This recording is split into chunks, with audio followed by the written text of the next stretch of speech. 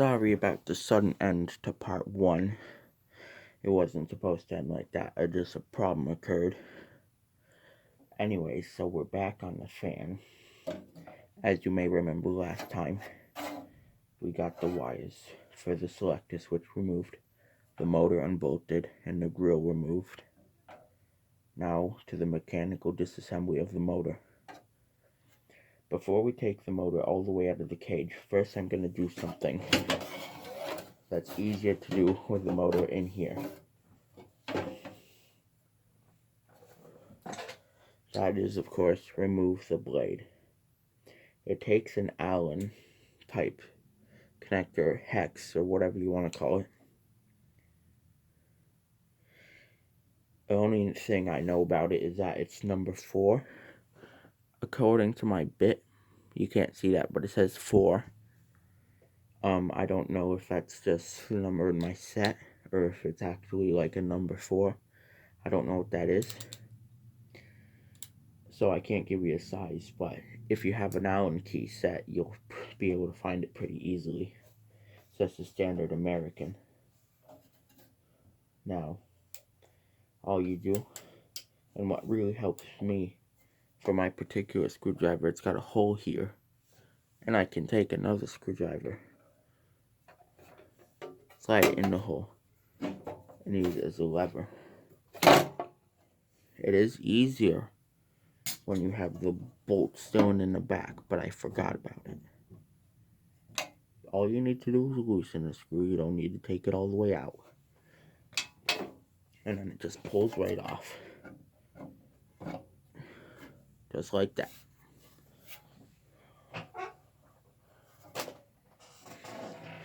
Now we can finally take the motor out of the cage. Oh yes, one more thing I almost forgot. The wires just reminded me. There is a pin up here that you need to remove because the wires go underneath it. I don't know if this is factory because on mine it's just a nail, but I have to remove it nonetheless. So we'll take that journey together. Whoever did this just bent the nail. It's pretty simple. I even put it back because if I didn't, it interfered with the blade. Even though I didn't think it was factory.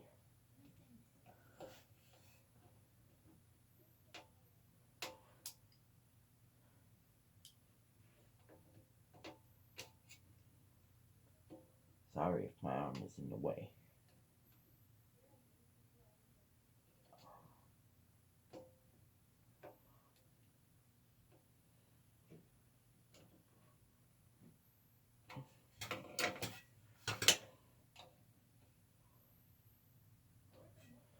There.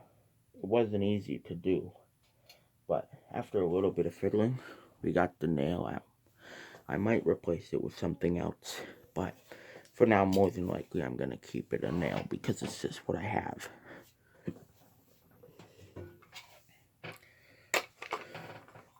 Now, we can set the cage on the floor.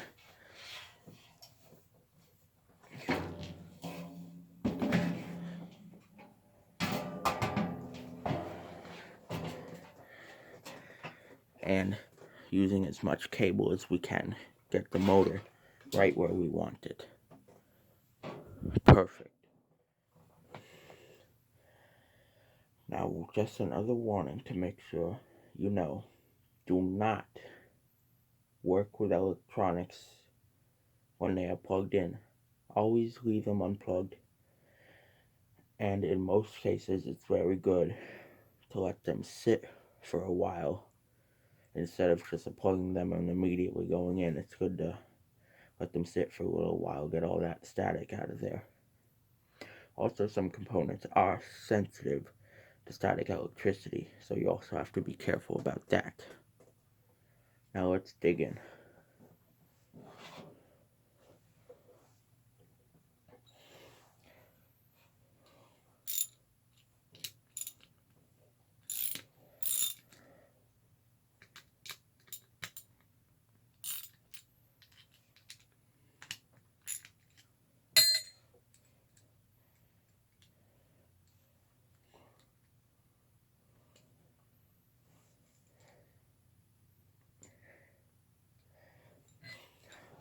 you have to push on the head of the bolt when you're doing this, otherwise it'll back out, and then it'll just spin in place because it's got a square on it to hold it from spinning.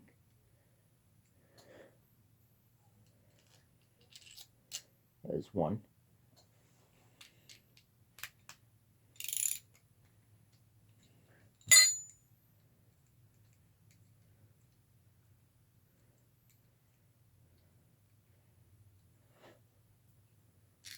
That is two.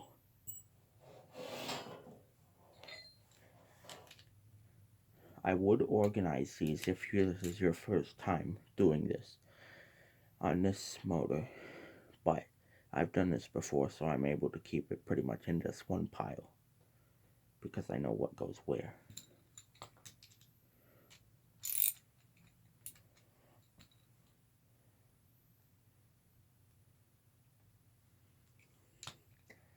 I don't know why, but that stud doesn't like to have the nut come off properly.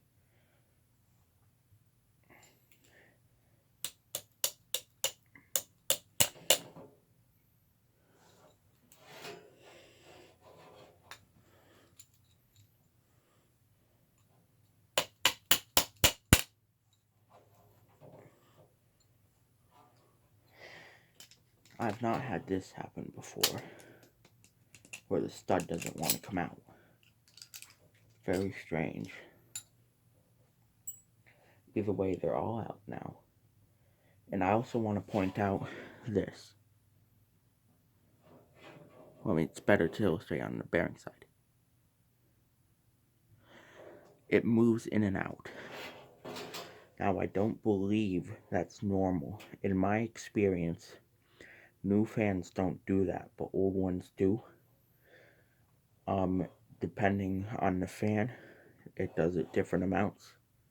But I do know that every time I restore a fan and I add a shim to make it so that backlash disappears, but still enough to spin freely, usually most vibration problems I experience disappear. So I may try to shim this.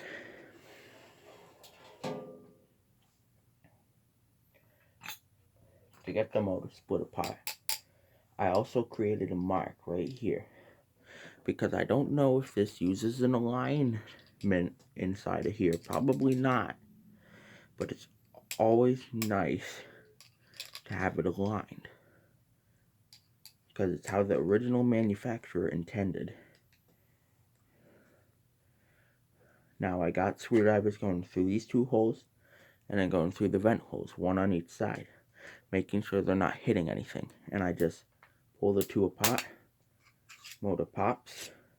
Don't pull too hard here. Don't expect it all to come apart in one go. You're gonna have to do it again on the opposite side. Boom. And now the motor's in two pieces.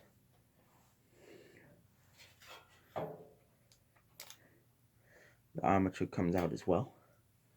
Beware, there are washers in here you won't notice. I'll point them out when I get this a bit apart. There.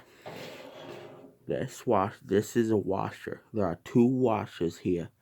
Don't lose these. They are very important.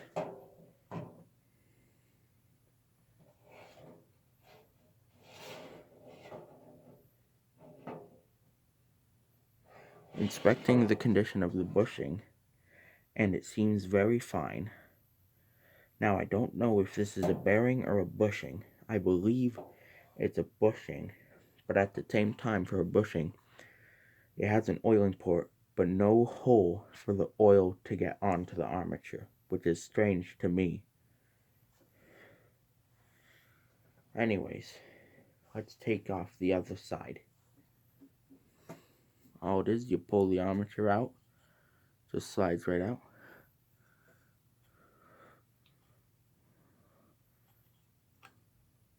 See that? See those washers? Here's washer 1, and here's washer 2. This is a shim, I believe. Certainly acts like one. So I set it here. Now I'm going to do a real quick test of my own here. That's not important enough for me to record.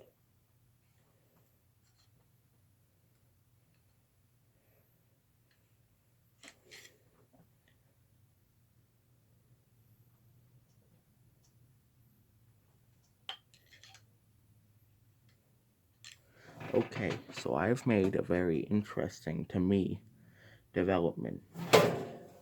Don't fall. These are bearings. However, there is a big problem. These bearings do not spin right now. They are not spinning with the armature, which is a problem. Because what that means is that the armature is spinning inside of this bearing, which may cause premature wearing on the armature. This is very strange, but it does make sense because these bearings, not only are they very old, as well as the fact that this fan was not taken that great of care. This fan has not been oiled in a very long time. I have oiled it, but it's still not enough. I need to get these bearings to spin freely again. I'll be right back. Oh yes, by the way, if you believe I am wrong about any of this, please comment in the comment section down below. I'm not an expert. I am just a man wanting to repair my fan and just goofing around to see what works. I'm not a professional. Okay, after some WD-40ing, I have determined that I do not believe these are bearings. Instead, they are strange bushings designed to move, because I take this armature, and yes, I know I should not be touching that part with my hands. I put it in, and watch.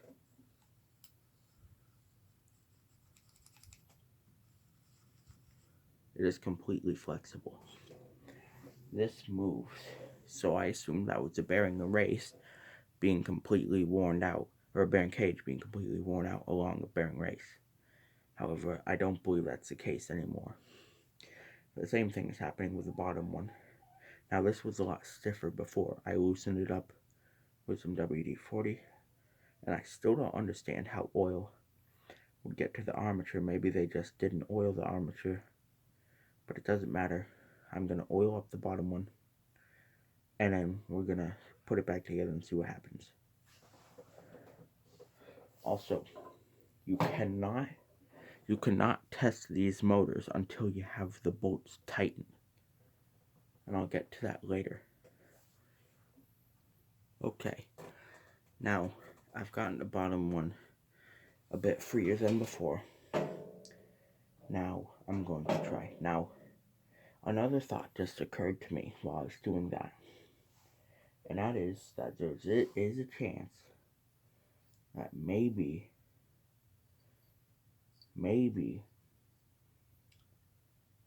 that, whatchamacallit, that, thing that I think is a movable bushing, it might have just been a regular bushing. I don't know if it's metal or carbon or what, but it might just be a regular bushing inside of a rubber thing to prevent vibration. And that rubber may have disintegrated over time, and so it might not supposed to move, but now it does, which, is not great, but there is a spring or whatever holding it. Plus, it self-centers for some reason, so I have no idea. This doesn't make any sense. I don't have a service manual of any type, so I can't really test anything to see what's what, or look up, should this move or should it not. Because I can't even find the model of this fan. There's no model number on here like everything Sears ever produces. Alright, now to assemble the armature, I have that springy washer and then the regular shim placed in that order on the back here, and then you can see that bushing back there. Oh yeah, I hope you saw that the thing on there. Sorry if you didn't. Anyways, so now this side is in. Whoops, sorry. Now this is in. Now this will not spin even if you give it power. It will lock up, and that's fine. This is not supposed to move at this stage. Next, we take the front. Now I always match up the front, washers to the front side and the back washers to the back side. So I even kept the front washers in the front thing. So, just for that.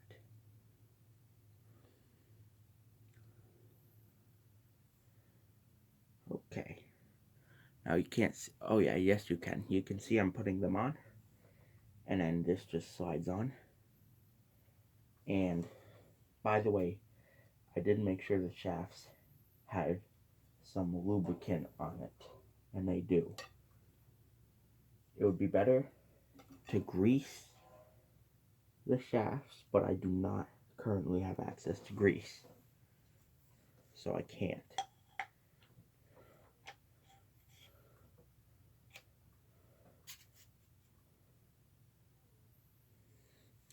Now, you can see it's back together. All I did was slid the top on and lined up our little mark. Now what we do is we take those bolts, slide them through. The square will notch into the square. You do it for all three.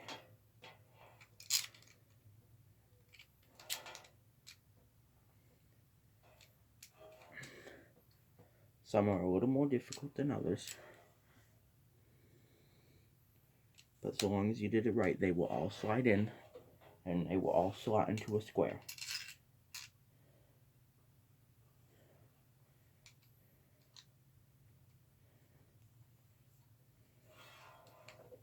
Okay, now we flip it over and get the nuts. Nut number one. Now, keep in mind, these studs that connect the motor and hold the motor together did not have the locking washer or grip washer or whatever you call those spiky little washers. It was when the motor, these bolts connected the motor to the cage, that's when it had the lock washers, spiky washers.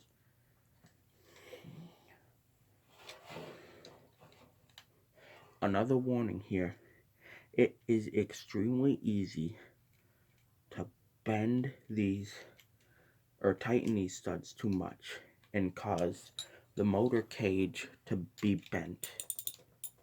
Now you can't see what I'm doing very well, but all I'm doing is I just put all three of the studs in, match the squares, and you have to have the, rounded sides on the front of the motor and the nuts on the back. All I'm doing, just tightening it, hand tight.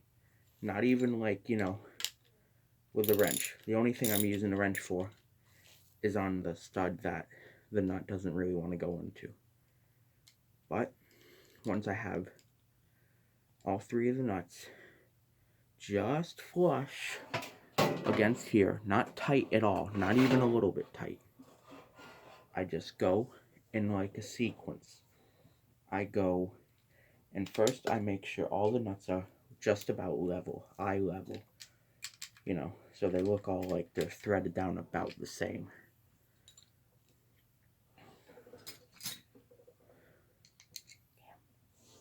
Usually for this, I like to take and not even use a ratcheting wrench. Instead, I like to put a flat tip screwdriver in the end of the socket, but in this case I can't because I don't have one wide enough.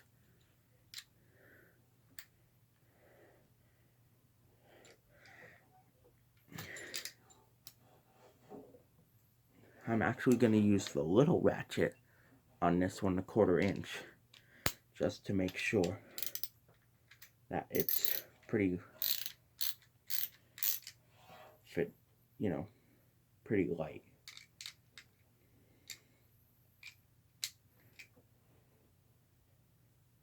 Now I've got all of the screws about the same depth down the thread, and I'm going to tighten them until I feel like they kind of are tight. And I usually do like 5 turns on one, you know, thing each. You know what I mean?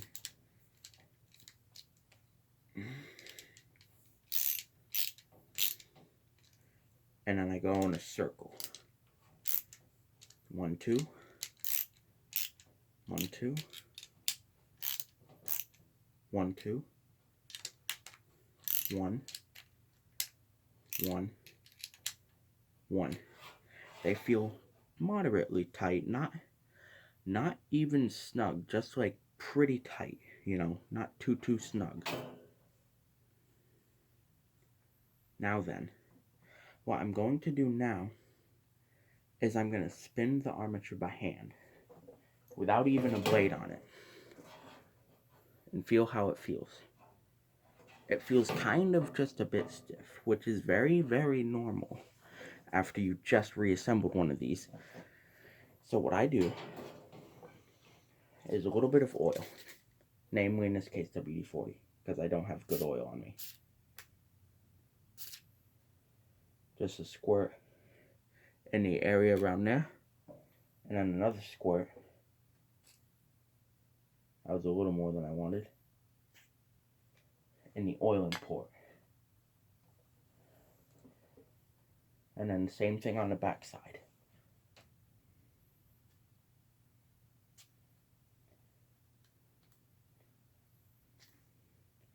Again with too much WD-40. Now, these oiling ports don't matter as much as getting it here, because we already oiled these oiling ports when we were messing with those bushings earlier, because that's where the oiling ports go, is directly to the bushings.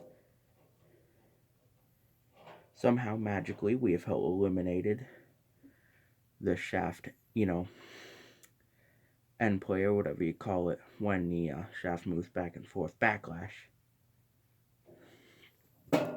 Now it's still a little bit stiff, so what I'm gonna do is the don't try it at home move, aka, I'm not kidding when I say this, do not try this at home. I'm gonna set the motor right here, nice and convenient, just, oh, isn't it adorable, just sitting right there, and I'm gonna plug in the fan to the wall. I know the dial is off. Now don't try this at home.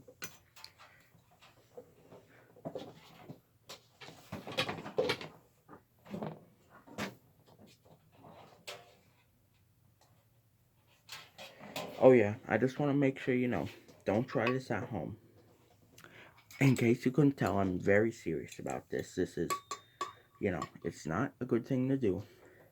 It can damage your equipment and it can damage your house. So don't try this. Now I'm just going to turn it to low and see what happens.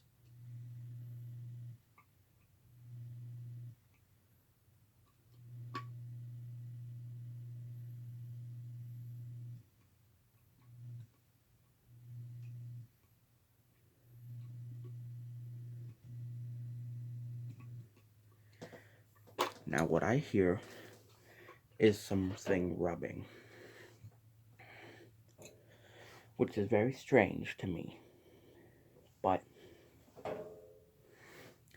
I believe a part of it, a good part of it, has to do with the fact that I'm just not using oil. I'm just using WD-40. I want to use oil in the worst way, but I simply do not have any oil.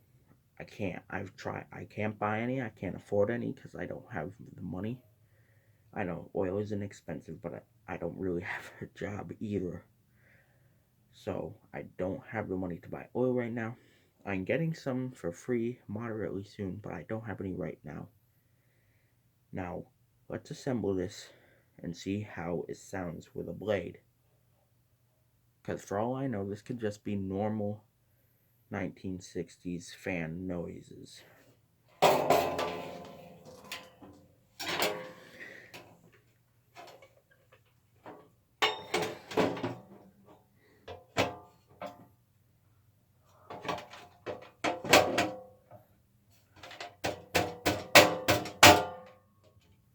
See, that's what I was talking about earlier, by the way, with the crooked studs. That's what happens to me. Now that I think about it, there is another chance there's a different problem. And it's a problem I was talking about just a little bit earlier. First, I have to take back out the motor.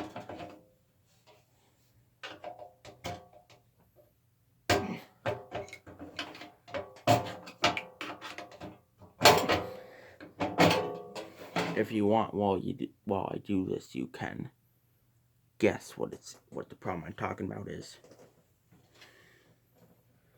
Okay, too late, because I got it apart. That problem was over tightening the screws. Because even at just below snug, it might be too tight. So what I'm gonna do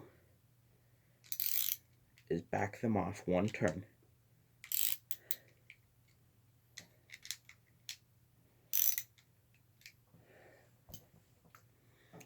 And we're gonna try it again. When we get it plugged in. Okay, we got it plugged in. Now take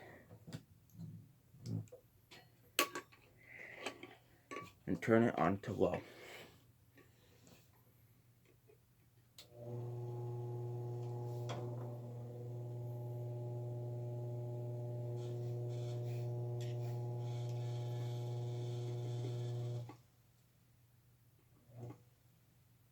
The noise is still there.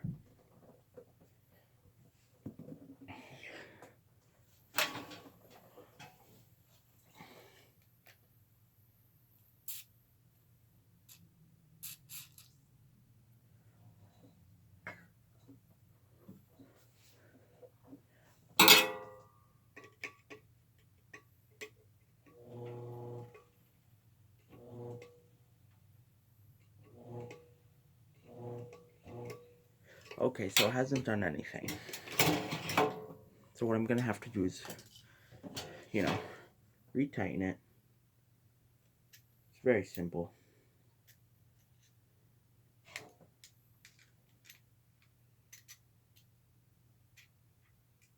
Oh my god.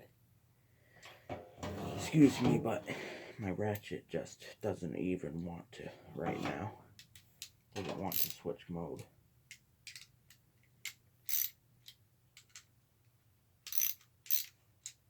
Okay.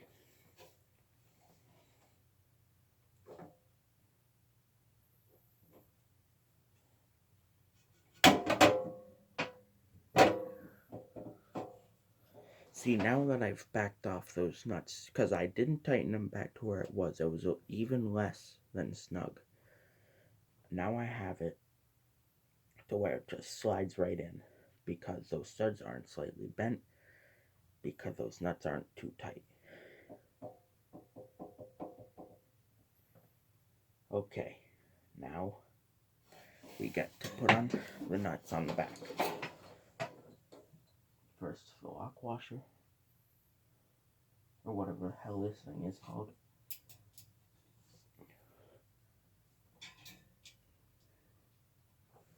I don't know how well you can see that, probably very poorly.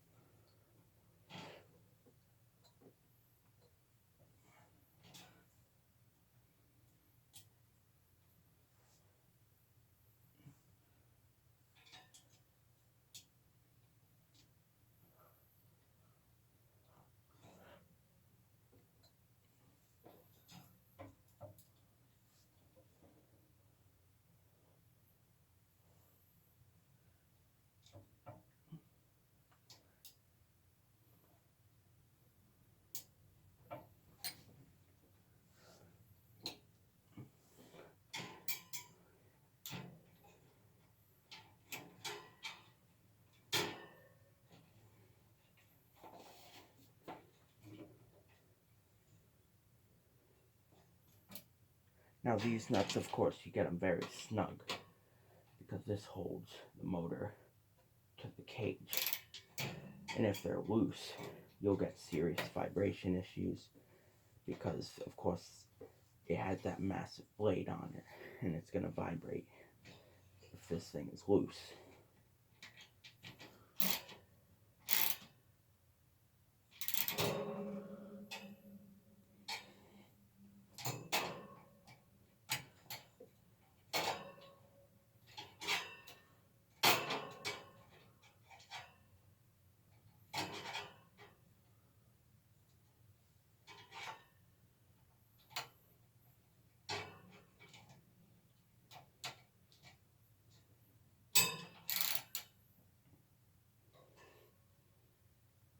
Okay. Also, don't tighten them too tight or you'll strip it.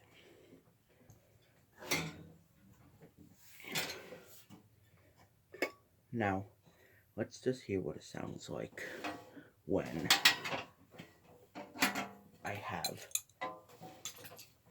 it installed in the cage. Let me just plug it in. Alright.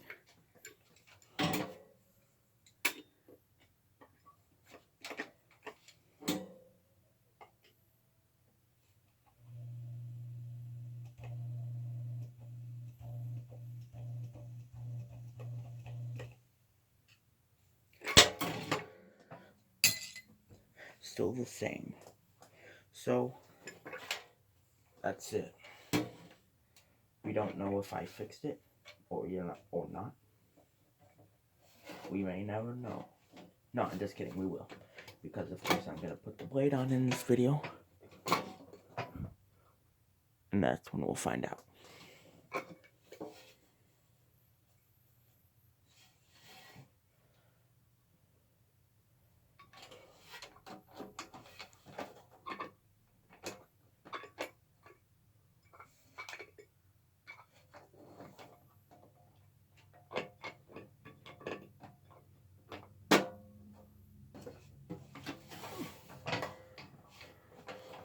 All I'm doing here, it's not particularly interesting. I'm just putting on the nut, to hold the multi-speed switch on.